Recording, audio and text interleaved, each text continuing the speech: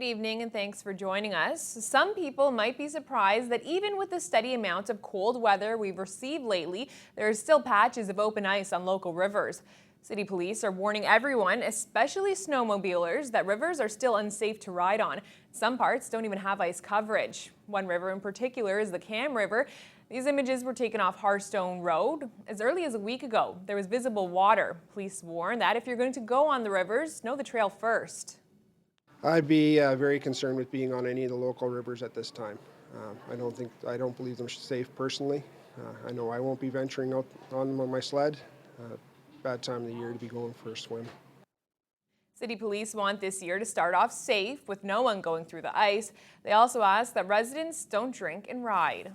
Well, the federal government is working on a new way to warn Canadians about the need to protect themselves from the dangers of frigid weather. Right now, Environment Canada issues wind chill warnings when cold temperatures and wind speeds combine to become a threat to people's health. The threshold differs, though, depending on where you live across the country. Under a program being developed with the Health Canada, the Weather Office would issue an extreme cold warning when temperatures plunge to dangerous levels, even if the winds are calm. Meteorologist Jeff Coulson says the new warning would be linked to information on the Environment Canada website.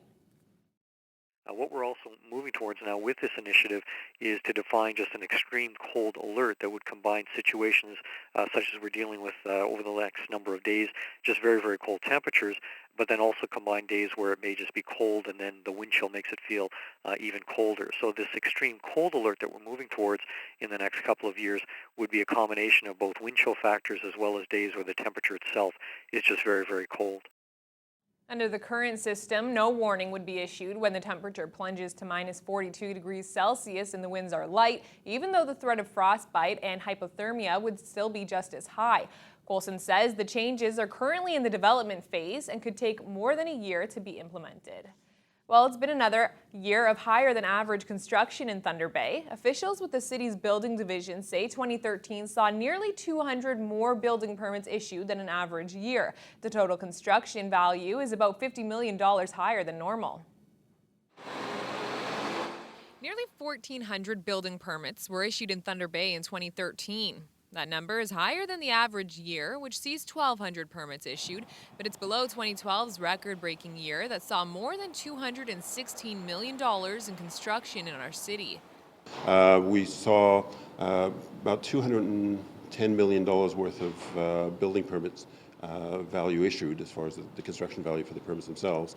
Houses, at the end of this year, we saw just under 160 houses being issued. For garages and such, I think we're around 150 as far as the garages, and then miscellaneous permits as far as the residential permits. Bygate says many of those permits may be leftover work that had yet to be completed following the May 28th flood disaster in 2012. He adds the dollar value is likely so high because of some of the larger commercial projects currently underway. We're seeing the development of the waterfront condominiums, so we've got one building going up there that has a substantial value on it, and then there's a lot of other similar buildings going up. The closing out of the courthouse, which is more or less coming to an end, but that was a fairly substantial jump as far as the building permit values, not necessarily for this year, but for the prior year itself. The Cease building on Lily Street is valued at $62 million. The next largest project is the new medical facility at the corner of Oliver Road and Golf Links, valued at $16 million. The third project, which played a huge role in the high dollar figure of building permit development in Thunder Bay, was the first of 2 waterfront condos. Housing stats are expected to surpass the 20-year average for the city in 2012, but Bygate suspects the dollar figure will be more on par with Thunder Bay's average in the coming year. Residents had the chance this past week to begin filling out nomination papers for the 2014 municipal election. They can sign up as candidates to run for councillor or mayor. For our question of the day, we asked if you have ever considered running for city council.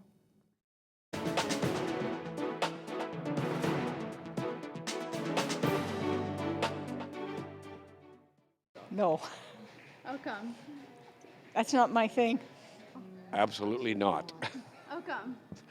Too much time and effort and aggravation by the look of things. No, I haven't. How come? Not my interest.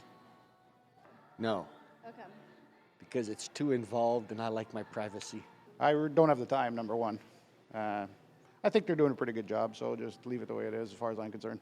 I don't really like politics. So, I mean, I do my voting and I do my thing, but I'm not into politics really. No, How come? no, not my thing. Never. How come? It's a thankless job. I think that personally that you're representing the people, but I think unless you got a really strong personality, I don't think it's a job that was for me. Well, a Thunder Bay musician has been given a special gift following a devastating house fire last month. Karina Long says there was little she could save following the blaze, and her guitars were some of the victims. Long was able to save her 2 cats and the dog, but everything else in her Dawson Road home was destroyed by the fire on December 8th. People from around the community are now donating items to her. One prominent Canadian country artist, Aaron Pritchett, was also inspired to help Long out, so much so he sent her a new guitar. Do say that home is where the heart is, and last time I checked, it's still in my chest, so it was certainly just a house, and now it's trying to recover some of the losses. Things like receiving a guitar from Aaron Pritchett is definitely something that is just so heartwarming to have received, and I think everybody who was involved in all of this. The guitar is a Gibson Epiphone. It comes from Pritchett's personal collection, which he's used on tour. Long says only another musician can understand what this means. We were going to the CCMAs, and due to bad weather, we were rerouted on a Greyhound, and that's where I first met him. And he's just a great character. In his card that he wrote me with the guitar, it definitely showed his character, the fact that, you know, he, a lot like me, had started his career at a very young age, and he appreciates things. So he really felt how I felt, that, you know, a guitar is so key for someone like him, for someone like me. That is what we do, and it's our therapy. Because of the extensive damage, the cause of the fire is unknown, but Long says it was because of the fire alarm that she's alive today. Well, depending on how old you are and how long you've lived in Thunder Bay, you may have experienced a blast from the past today that could make any cold winter day feel like summer. Mike Albanese has more. On August 9th to the 22nd of 1981, the Canada Summer Games were held in Thunder Bay, and with that, the Chocolate Moose mascot was born. For this week's Sunday Fun Day event, the city dusted off the moose's costume and got it on skates. With the Olympics coming up and different things like that, we like to bring out Chocolate Moose, very sentimental to Thunder Bay, and also so that we can inform the public as well, so we don't forget what the complex was, why it was built. The Games brought many new additions to Thunder Bay, like the complex, everything inside of it, and a new all-weather track. It also brought in chocolate, and the Moose thinks it perfectly represented where the Games were being held. I think because it's very specific to Northern Ontario, I think they did a really great job at representing where we are. A lot of the people at the day's events were too young to know who Chocolate was. One woman we bumped into knew him all too well as she worked with him at the actual Games. Back in 1981 was the Jeux Canada Games. Woohoo! And I had the opportunity to be one of the dancers there, so it was great fun and good memories. The best part about today was that Denhart didn't even know Chocolate was going to be at the rink. But it was a great surprise, and she said he still brings her the feelings he used to back in 1981. Made people laugh, circulating with the crowd, dancing, acting. It was a lot of fun. Next week's Sunday Fun Day is going to be a tobogganing hill in the festival area at the marina. Mike Albanese, TBT News. The Thunder Bay family has been featured on the cover of Reader's Digest Our Canada magazine. The pictures are from last year, but they're featured in the January edition of this year's magazine. Sliding happily down the front cover of the magazine are Brindise and Anderson Ventrudo. In February of last year, the pair went sledding at Chapels Park. Their dad, Dan Ventrudo, had just bought a new camera and decided the warm day would be a great one to take photos. He submitted them to the magazine, and in September 2013, the family was contacted so the pictures can be used in this edition.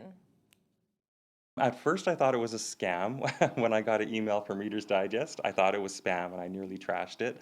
And then when I read it a little bit more carefully, I thought this actually could be true. But you know, I actually didn't really believe it until I saw it on the magazine rack this week. It feels pretty cool because you never really get to be on a magazine cover. It's pretty rare. And then I'm proud of my dad for taking the picture. I'm proud of him for doing it. Explain. Okay. Because he's really good at taking pictures. Reader's Digest, Our Canada magazine, has a readership of more than 1 million people across Canada. Ventrito says he already has a few more pictures in mind to submit in the future. Nicely done. Yeah, adorable, eh? Too cold these pictures. days for tobogganing, but good pictures, though. Yes. That those came out with. Definitely. A little bit of hockey. Yeah, a little bit of hockey. Stay with us. So we're going to have all your sports highlights. We're going to talk some Thunderwolves. We're going to have some NFL football wrap. And if you can stomach it, we're going to relive the Canada-Russia game. That'll be right after the break. Stay with us.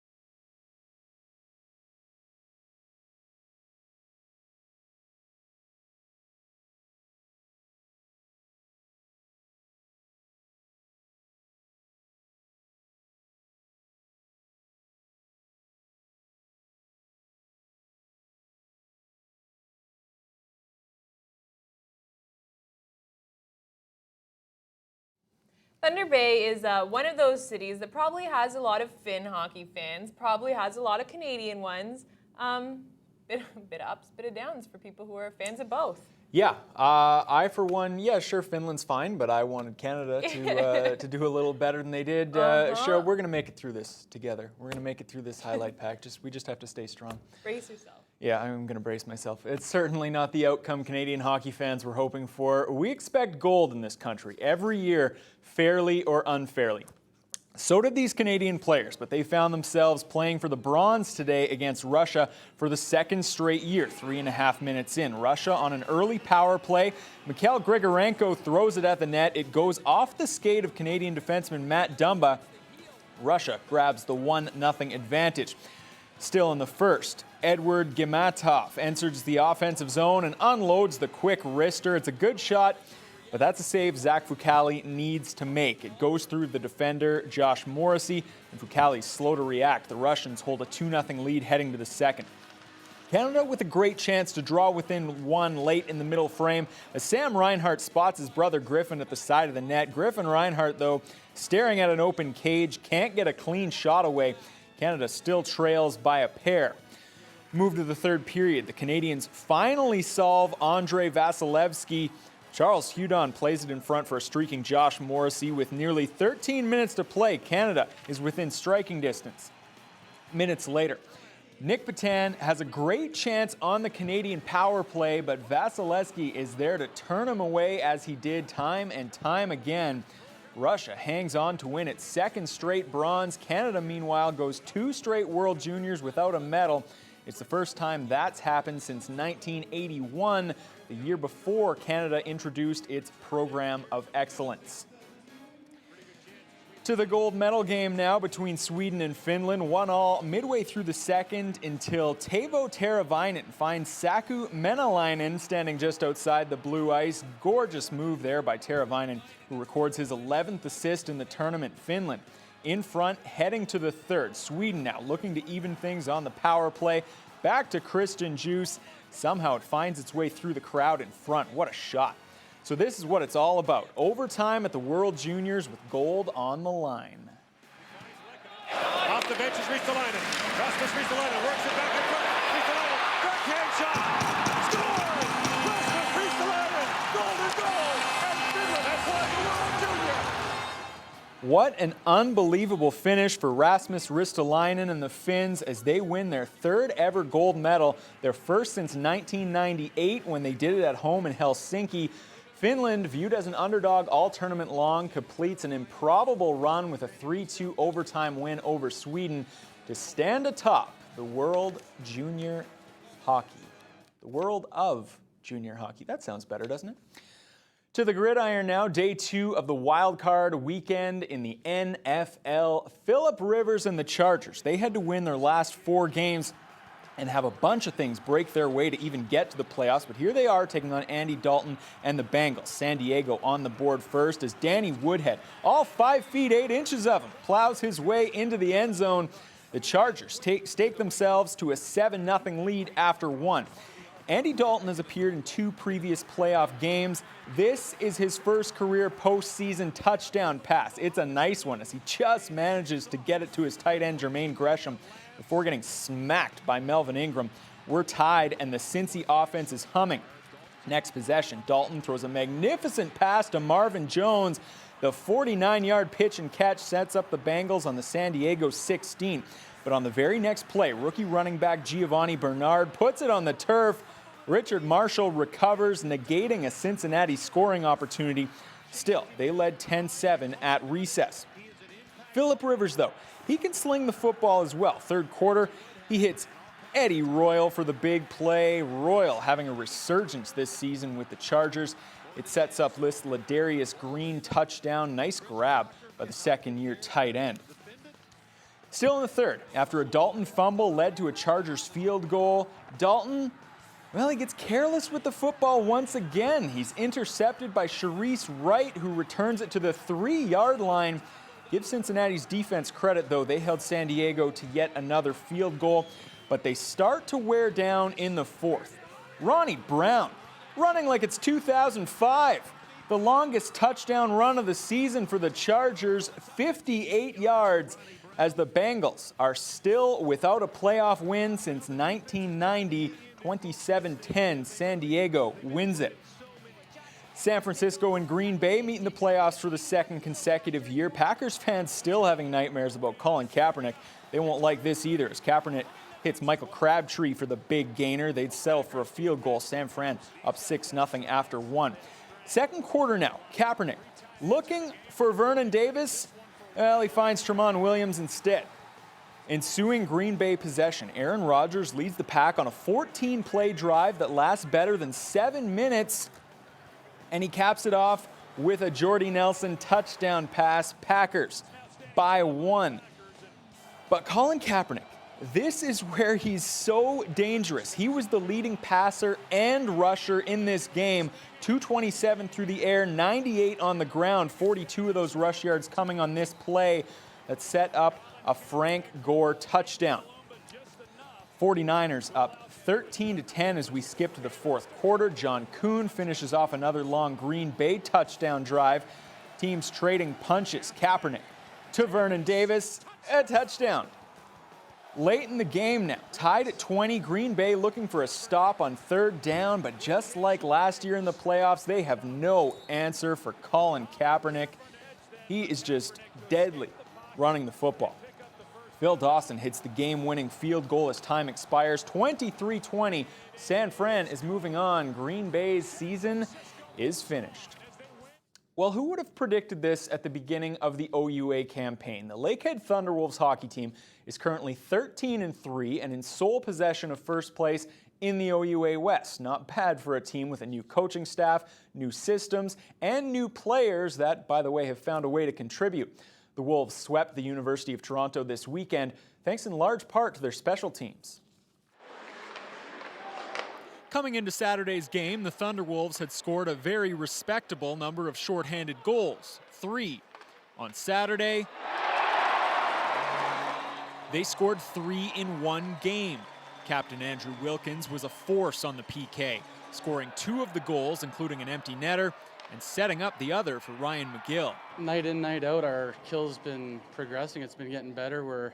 I think as a unit, we try and stay aggressive and take away their time and space, and as of right now, it's been working. I think we made a few small adjustments for the weekend. Macker kind of saw some stuff and some game tape, and we followed his game plan, and it worked out for us. I don't think he was trying to get shorthanded goals out of it, but we were able to read what they were doing and got some good bounces and some nice passes and able to get a few. Bill McDonald knows that kind of special teams night doesn't come along very often, but when a shorthanded opportunity presents itself, he knows he has players in the lineup that can take advantage. Whether it's, Ryan McGill or Wilkie or whoever, they're allowed to pressure down the ice, and when they get some chances, I guess, they were going in on the penalty kill for us tonight.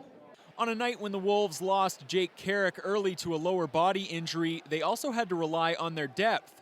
McGill had one of his best games of the season, seeing significant ice time on the penalty kill and the power play. Fourth-line winger James Delory, meanwhile, was a physical presence all night long and clearly agitated a number of Toronto players. James there with some big hits to start us off, and he was really disciplined as well, too. There were some guys taking runs at him, and he didn't get sucked into that, and drew some penalties, and then I think we scored on the one that he drew, Alcock, and then that also was one of the big turning points of the game. So like you said, it's nice to have those guys stepping up for sure. As someone who's been in and out of the lineup all season long, Delory says it was nice to find a way to contribute. Macker's been pretty good in talking to me where, he wants me to go and not really force hits or anything, let the hits come to me, and sometimes you kind of got to take a couple deep breaths and relax yourself out there, especially when guys are in your face, but it's part of the game, so it's fun. Never would have anticipated that they would have this record, 13-3 now heading into the second half. Yep. Doing well. There you Doing go. well. Love it. Chilly forecast for you after the break.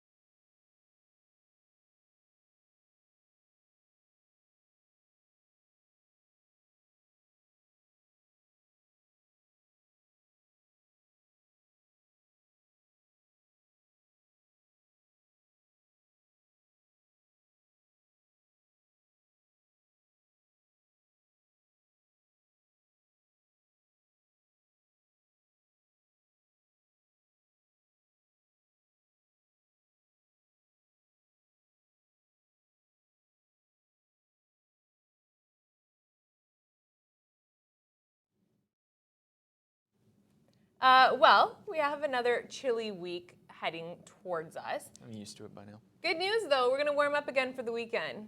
Hey. Some pretty That's something. unseasonably warm temperatures.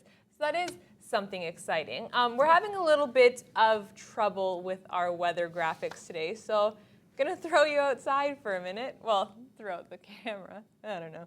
Anyway. Show them outside. There you go, that works. All right, so in Victoria, BC, we're sitting at -1. Warm temperatures throughout BC. As we head into Edmonton and Calgary, we're around -15 to -20. In Saskatoon and Regina, we're sitting right at the 30-degree mark. Both those places and most of southern Saskatchewan still under a extreme wind chill warning. That's carries on right into Manitoba, southern Manitoba rather. Winnipeg right now is at -33. That's before the wind chill. In Thunder Bay, we're sitting at -29. The cold weather warning, the wind chill warning rather, carries on throughout all of northern Ontario. Essentially, as we head into southern Ontario, we are going to be closer to the 0-degree mark, but there is snowfall warnings, freezing rain warnings for those areas. For our city, expect to see this week, Monday high of -25, Tuesday -21. By the time we get into Thursday, -13. And the good news, Friday, Saturday will both be -4 with a little bit of a chance of snow. But -4, that's amazing. What did we do to deserve that? We should be seeing -10 this time of year. So, yeah. It's all right. We just have to sit through a few more days of, There you -30. Some news, this is my last cast for anchoring, but I'll be here the rest of the week reporting. It's been nice working with you, Holmes. Definitely, and that's all the time we have tonight. Thanks for watching. See you again tomorrow.